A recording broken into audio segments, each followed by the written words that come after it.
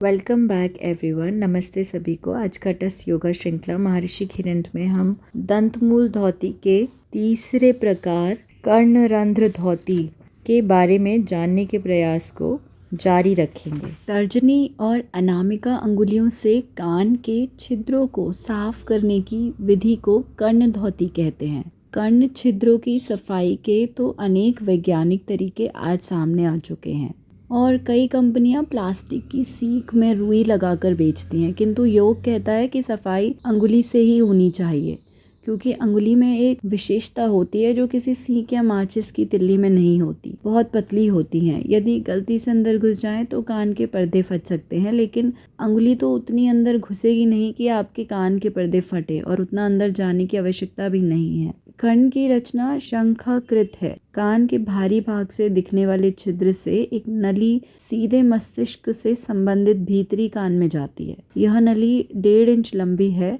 इस नलिका में कोमल छोटे छोटे केश होते हैं जो बाहरी वायु में रहने वाले सूक्ष्म कीटाणु को कान के भीतरी भाग एवं मस्तिष्क में प्रवेश करने से रोकते हैं। कर्णरंध्र धौती के लाभ क्या क्या हो सकते हैं जानते हैं। कानों की भीतरी सतह पर लगातार मोम की तरह मैल बना रहता है। यदि इसकी नियमित सफाई न हो तो मैल के टुकड़े जमकर कानों को बंद कर देते हैं और परिणाम स्वरूप भीतर में फफूंदी संक्रमण, बहरापन उत्पन्न हो सकता है।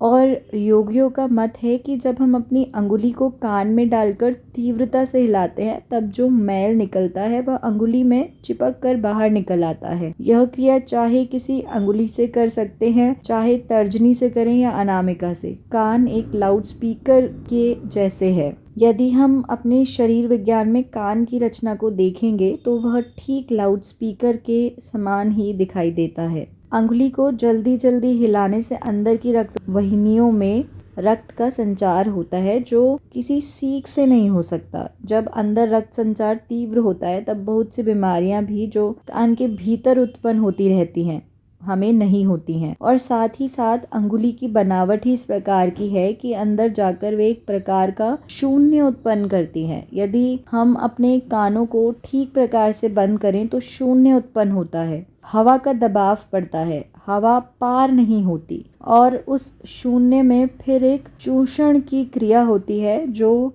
धीरे धीरे अंदर के मैल को बाहर की ओर खींचने लगती है। और कान की त्वचा से पराअनुकंपी वेगस नाड़ी का संबंध होता है जो भीतरी अंगों को शिथिल एवं सुचारू रूप से कार्यरत बनाती हैं। इस प्रक्रिया से स्वैच्छिक तंत्रिका तंत्र में संतुलन आता है। चलिए अब विधि भी समझ लेते हैं। अंगुलियों को गोल कर ले ताकि वह ठीक से कर्ण नली के मुंह पर चिपक जाए, और फिर उसके बाद अंगुली को धीरे धीरे दबाव के साथ अंदर डालें और गोलाकार घुमाते हुए कान के भीतर ले जाने का प्रयास करें।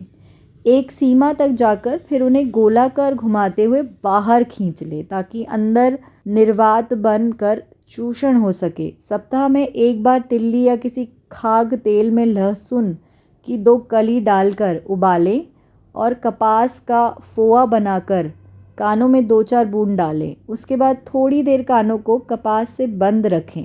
उससे मैल एवं मोम फूल जाते हैं तथा अंगुली से साफ करने पर तुरंत मैल साफ हो जाता है। यहाँ तक सुनने के लिए धन्यवाद। अब कल जारी रखेंगे।